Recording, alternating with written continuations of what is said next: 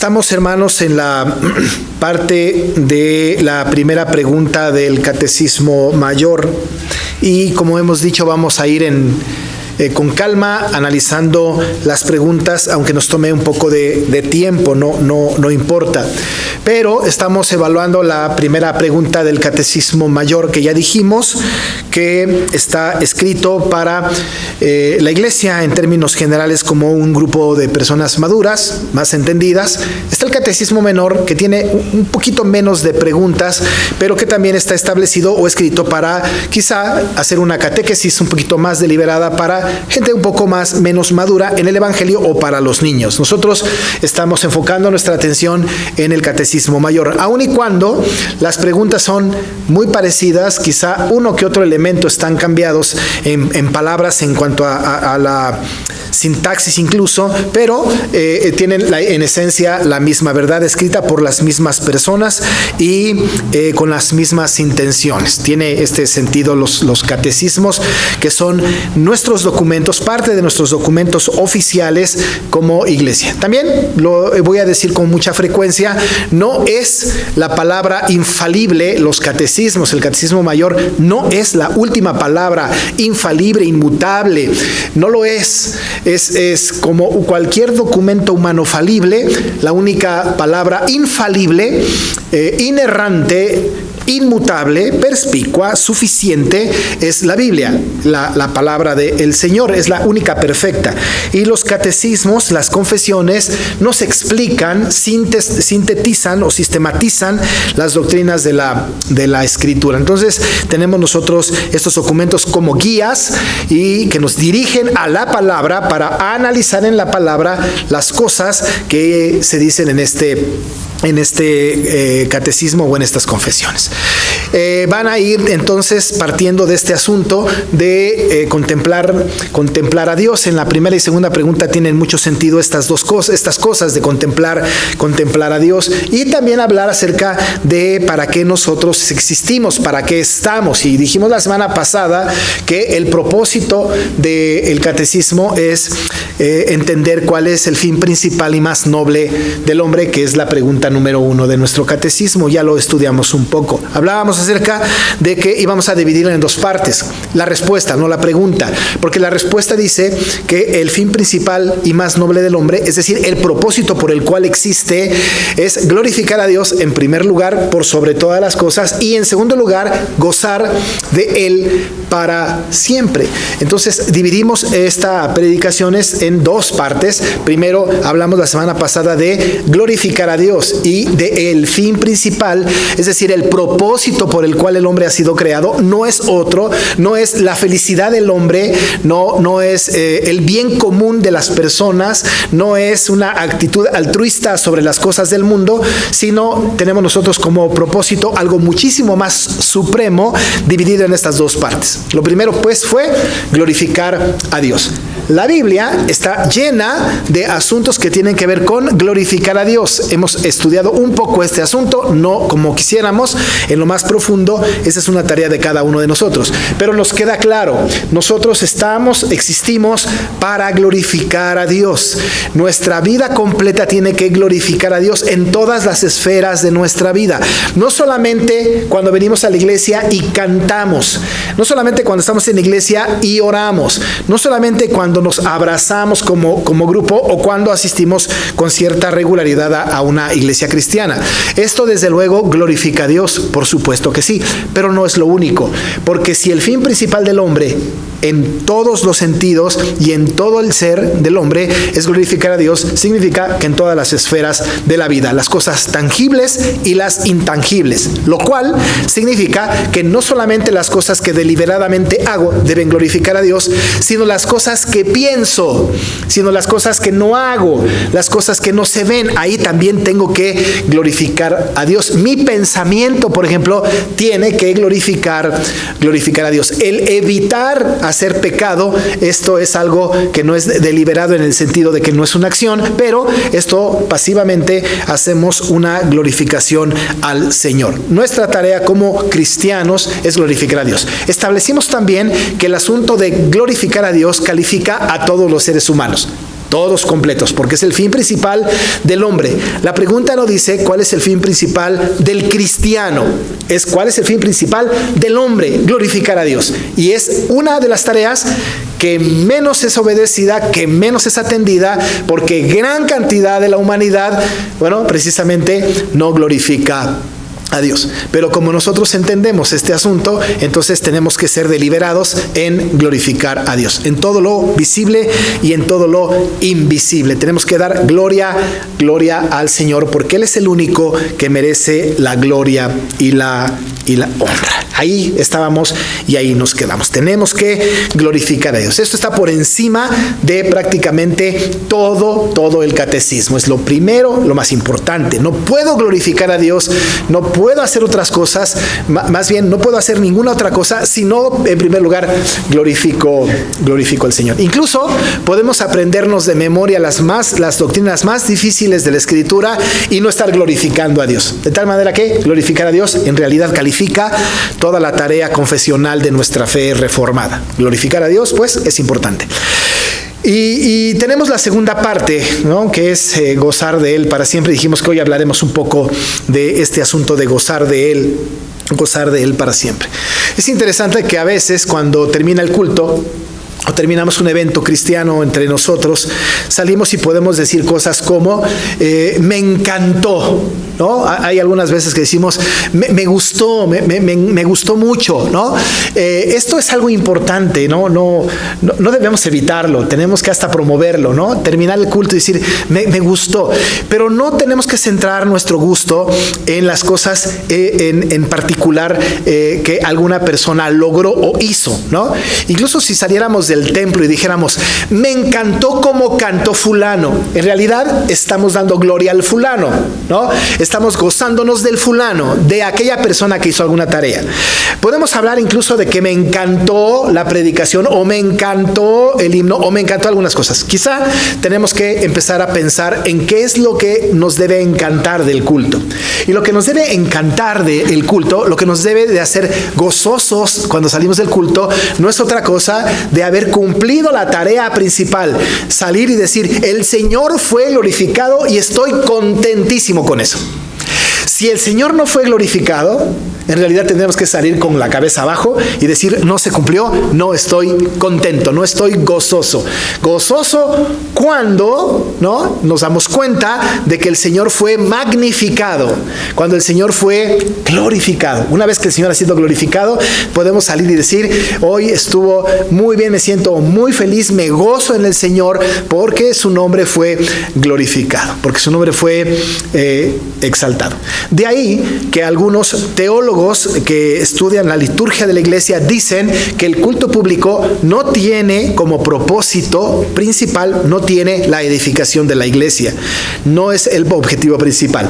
Nosotros venimos a la iglesia con un propósito que es el propósito del hombre. Vengo aquí para glorificar a Dios. Si preguntamos a la iglesia, ¿por qué vas al culto público? Y tendríamos una variedad de respuestas. Pues voy porque es donde me siento más en paz, porque tengo gozo en ver a mis hermanos. En realidad no es el propósito. El propósito del culto público es glorificar a Dios. Esto hablan los teólogos que estudian la liturgia de la iglesia. Glorificar a Dios es la razón por la que venimos. Luego nos vemos, luego somos edificados, luego en fin, pero el fin principal es la gloria de Dios. Y cuando esto se logra, salimos gozosos porque el nombre del Señor fue glorificado. Es posible que la predicación haya establecido retos importantes o señalado pecados importantes, pero no importa. De todas maneras, el nombre del Señor fue glorificado. Su palabra expuesta, su nombre glorificado. A partir de allá, nosotros nos sentimos felices y contentos porque estamos gozosos de que el nombre del Señor haya sido glorificado. Por eso están juntas la respuesta: glorificar a Dios y gozar de Él para siempre. Así que la Biblia está llena de asuntos que tienen que ver con glorificar a Dios. Pero, ¿qué hay de disfrutar de Él? ¿Qué hay de gozar de Él? Ese es justamente lo que tenemos nosotros que analizar en esta tarde-noche. Nosotros tenemos que entender y que estudiar qué significa o dónde encontramos el gozo en Él. ¿Cómo es esto? Glorificarle está lleno de conceptos y de textos bíblicos, pero gozar de Él, ¿cómo es que gozamos de Él? Quizá tenemos que partir de la premisa de que no necesariamente gozar de Él es cuando Él cumple nuestra voluntad, ¿no es cierto? Porque nosotros lo que hacemos es cuando el Señor contesta nuestra oración como nosotros queremos, le glorificamos, ¿no? Nuestro lenguaje es muy característico en esto, ¿no es cierto? Cuando tenemos alguna cosa y preguntamos a alguien, ¿cómo estás? Muy bien, estoy bien bendecido. ¿Por qué? Porque el Señor me dio, porque el Señor contestó, y decimos cosas lindas que el Señor hizo por nosotros. Cuando el Señor hace cosas maravillosas para con nosotros, nos quita la enfermedad, nos da el recurso para vivir, contesta la oración como nosotros la pedimos, decimos, estoy bendecido, ¿no? Tenemos una bendición del Señor, gloria a su nombre. Y cuando no tenemos este vocabulario. Cuando nos va mal, no decimos, estoy bien bendecido. No usamos este lenguaje para cuando nos va mal. Cuando ni nos va bien ni nos va mal, tampoco decimos, estoy bien bendecido. Incluso podemos llegar a expresar cosas como, no estoy bien, estoy mal, ¿no? Estoy mal, en una condición mala, no tengo trabajo, no tengo salud, no tengo esto, no tengo lo otro.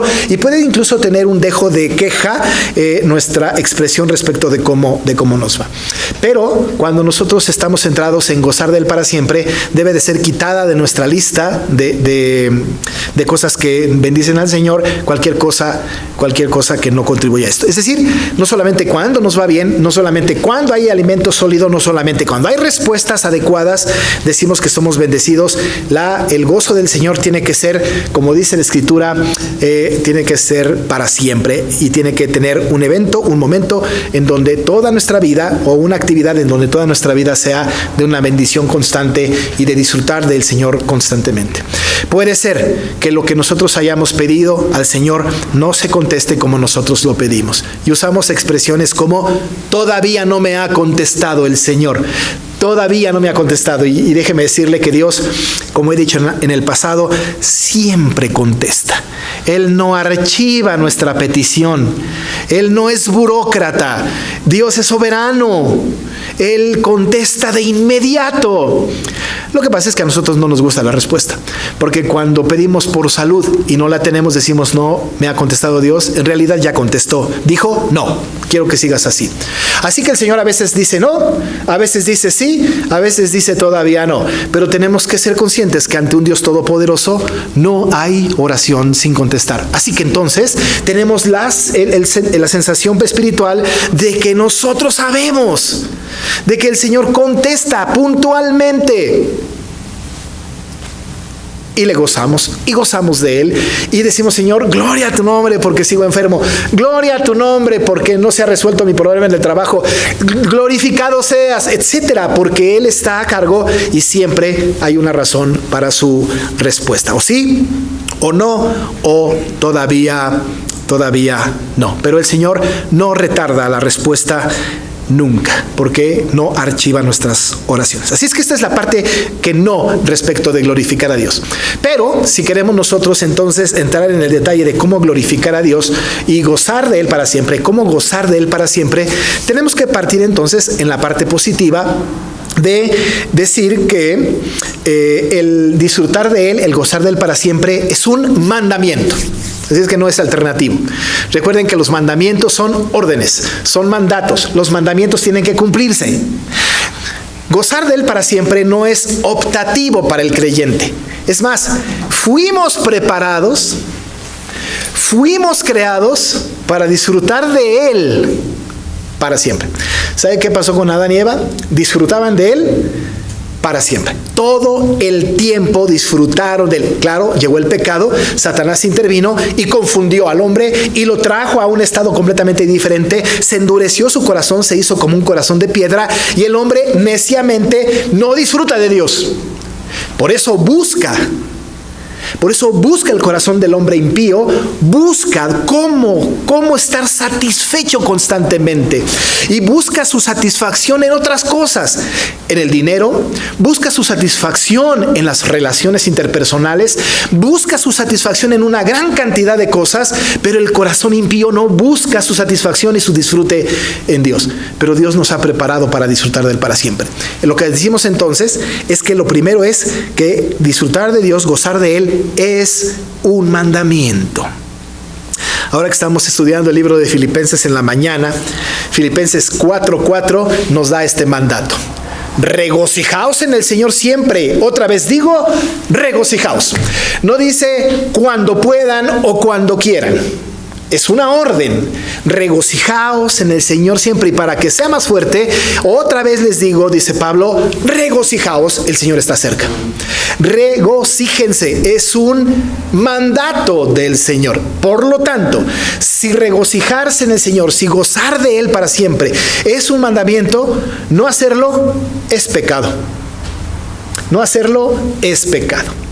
Cuando no me gozo del Señor, cuando no disfruto del Señor, estoy en pecado. Porque es un mandamiento. Y un mandamiento no cumplido, evidentemente, es pecado. Pase lo que pase, hermano. Pase lo que pase.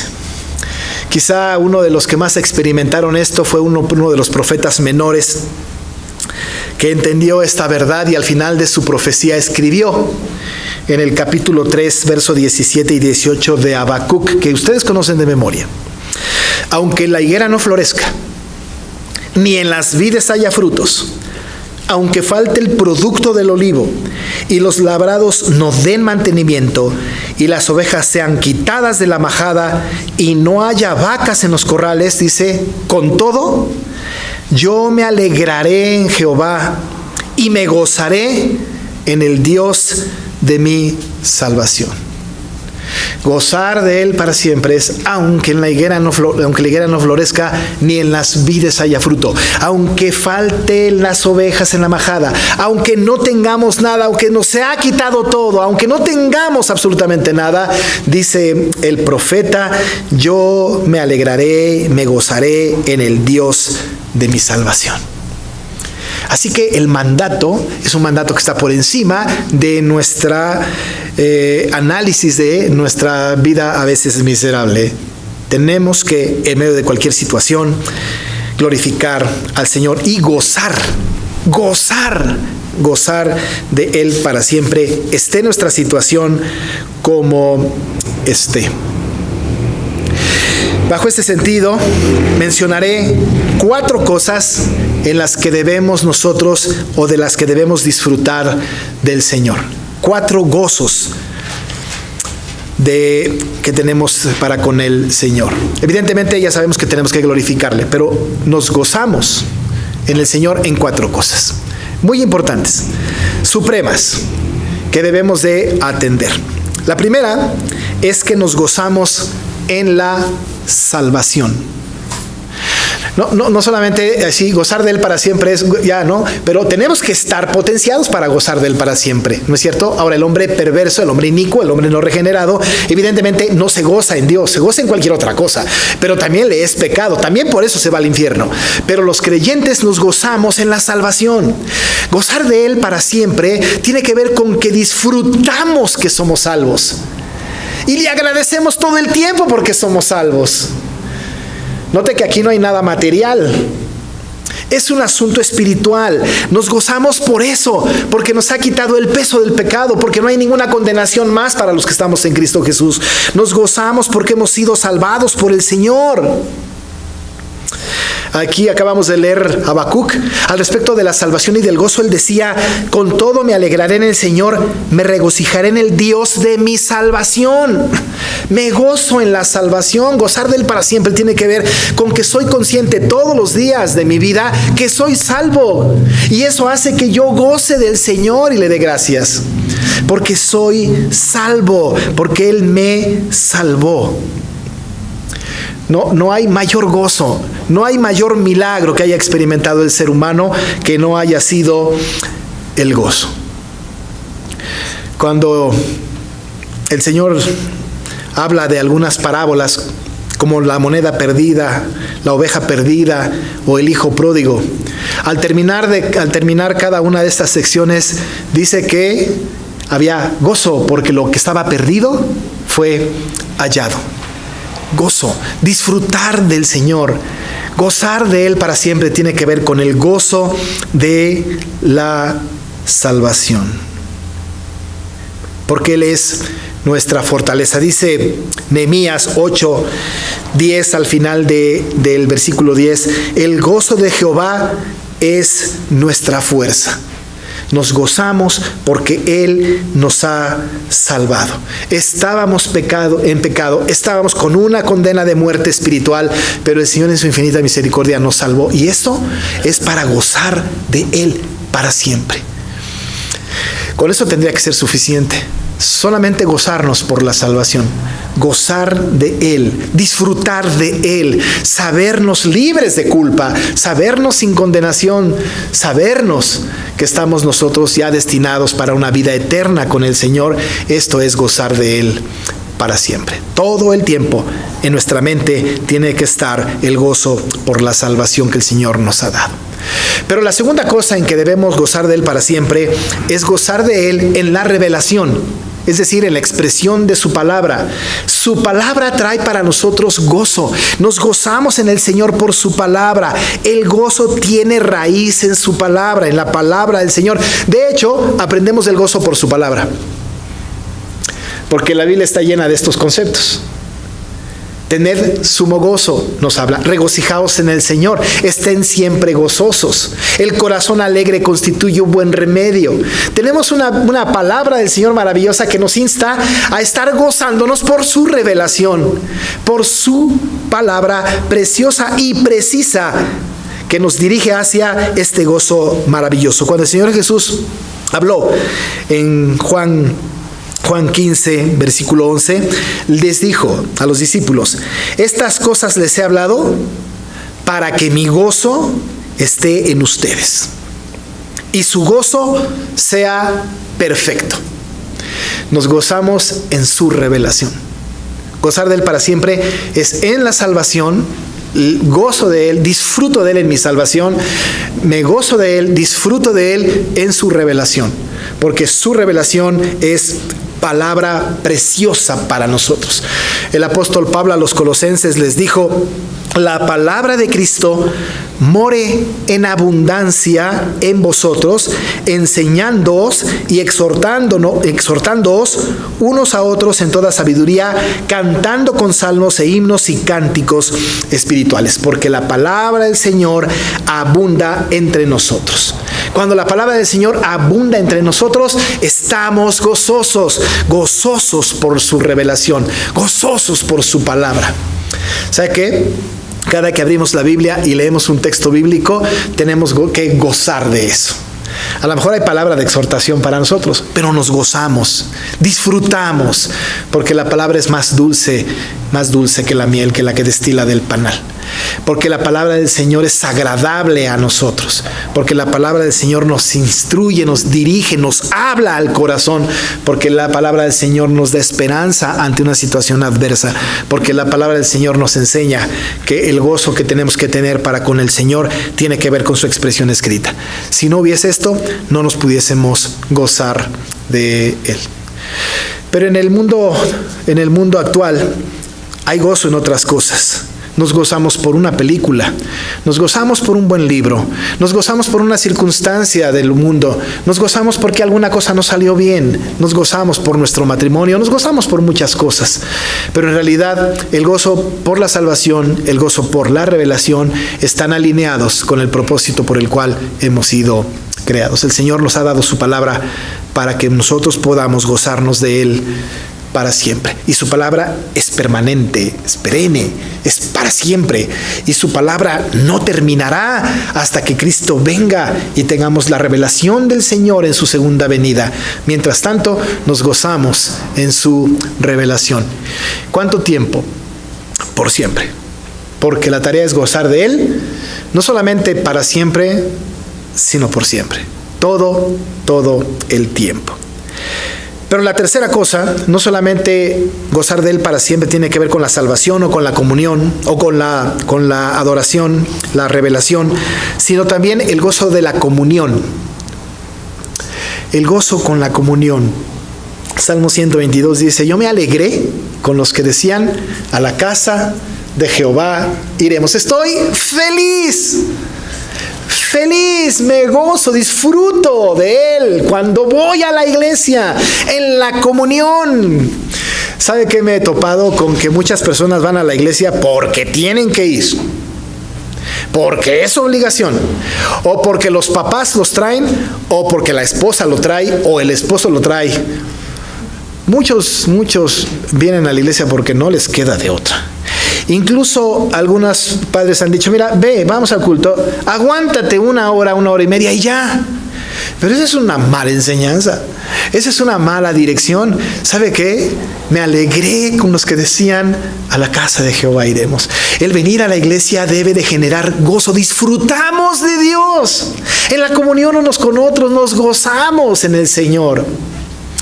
Somos parte de una comunidad y estamos gozosos en esto. Tenemos que encontrar gozo en la relación, en la comunión, en los cantos, en la lectura de la palabra, en la proclamación, en el saludo congregacional. Tenemos que tener gozo. Gozamos del Señor por esto. Gracias, Señor, por esto. Gracias por el canto. Gracias por la lectura. Gracias por la comunión. Gracias. Disfrutamos del Señor. Que tu nombre sea glorificado. Estoy gozando de ti para siempre. ¿Qué hay ahí? Una cucaracha. Hay que gozarnos en el Señor hasta por eso.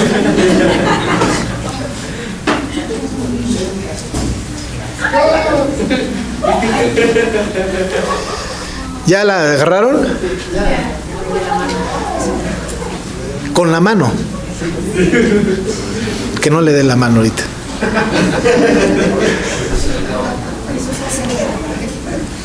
Listo, ¿no? Dice, ¿sabe qué dice Sofonías 3:17? Jehová está en medio de ti, poderoso. Él salvará, se gozará sobre ti con alegría, callará de amor, se regocijará sobre ti con cánticos. Cuando estamos reunidos, cuando estamos nosotros en comunión con Él, gozamos de Él para siempre. Somos alimentados por su Espíritu, porque Jehová está en medio de nosotros. Cuando estamos hablando de gozar de Él para siempre, la salvación es fundamental. Cuando estamos hablando de gozar de Él para siempre, su revelación es fundamental, pero la comunión unos con otros es vital. Es medicinal además. Cuando venimos a la iglesia, muchos de nuestros malestares se acaban. Para algunos se generan ahí, pero eso es pecado. Pero cuando muchos venimos a la iglesia, ¿cómo nos gozamos? ¿Cómo disfrutamos del Señor? Disfrutamos de Él. Los que nos gusta la iglesia y vamos, por ejemplo, de vacaciones y no asistimos a una iglesia, nos sentimos mal. ¿No es cierto? Como incompletos, como tristes. No importa dónde vayamos, pero cuando estamos en comunión con los creyentes, disfrutamos del Señor. Porque el gozo tiene que estar también en la comunión. Porque Jehová está en medio de nosotros poderoso. Salvará, se gozará sobre nosotros con alegría, callará de amor y se regocijará sobre nosotros con cántico. Pero la cuarta cosa con la cual disfrutamos de Él para siempre es en la tribulación. Es la que menos nos gusta, ¿no? Porque pues en la salvación Dios me salvó. En la revelación Él se manifestó a través de su palabra y disfrutamos de esto. En la comunión nos encanta, nos fascina disfrutar de la comunión, disfrutar entre nosotros de lo que está haciendo el Señor. Testificamos de su grandeza en nuestras vidas. Estamos felices de abrazarnos, de vernos, de cantar juntos. Pero también tenemos que gozar de Él en la tribulación. Esa es la parte más sensible de la tarea. Porque quizá, como dice un escritor, entre las cosas buenas que nos pasan y las tribulaciones, a veces las tribulaciones ocupan quizá el 70 u 80% de nuestra vida. Porque o nos preocupamos y nos atribulamos por una enfermedad, o por el trabajo, por los hijos, por el esposo, el matrimonio, por la iglesia, por el mundo, por las circunstancias que están en nuestro país. Estamos atribulados por todo. ¿Cómo podemos disfrutar de Dios cuando tenemos tantos problemas? Hemos escuchado gente que nos dice, pero ¿cómo voy a disfrutar de Dios si estoy en esta condición de enfermedad o en esta condición de trabajo? O así, ¿no se da cuenta, pastor, en qué mundo estamos? ¿Cómo podemos disfrutar de Dios? Pues gozar de Él para siempre tiene que ver también con gozar de Él en medio de la tribulación. Por supuesto, tenemos nosotros una divina paradoja. En la tribulación no podemos, o casi estamos seguros de que no podemos disfrutar de el Señor. ¿Quién de nosotros, humanamente hablando, en medio de una circunstancia difícil, podemos decir, Señor, me gozo, gracias por esto que me está pasando? Quizá algunos, pero los menos. O quizá de dientes para afuera. Pero gozar de Él en la tribulación es una tarea muy, muy, muy importante. El apóstol Pablo le dijo a los romanos que la tribulación produce paciencia. Esa paciencia que produce la tribulación es importante para nosotros, porque cuando estamos atribulados, entonces tenemos que ser conscientes de que el Señor está probando nuestra paciencia. Está haciéndonos cada vez más pacientes. ¿Saben por qué? Porque Él quiere que no dependamos de nuestra fuerza. Él quiere que no dependamos de ninguna otra fuerza externa. Él quiere que dependamos absolutamente de Él y que en medio de la tribulación podamos gozarnos de Él para siempre. Por eso quizás Santiago habla en su palabra, habla en su libro diciendo que debemos de tener sumo gozo cuando nos hallemos en diversas pruebas. No solamente gozo, sumo gozo. ¿Sabe que cuando tenemos gozo en medio de la dificultad, en medio de la tribulación, cuando tenemos gozo en medio de estas circunstancias adversas, estamos disfrutando del Señor? Podemos disfrutar del Señor en medio de una depresión o en medio de una falta de trabajo. Podemos ser sensibles de que Dios está con nosotros, amoroso, misericordioso, paciente en medio de la falta de trabajo o en medio de una situación difícil de nuestra vida. Gozar de Él para siempre no es una opción para nosotros, es una obligación en la salvación, en la revelación, en la comunión, pero también en la tribulación. Gozar de Él para siempre implica que en el peor momento de nuestra vida glorificaremos al Señor. Job lo aprendió.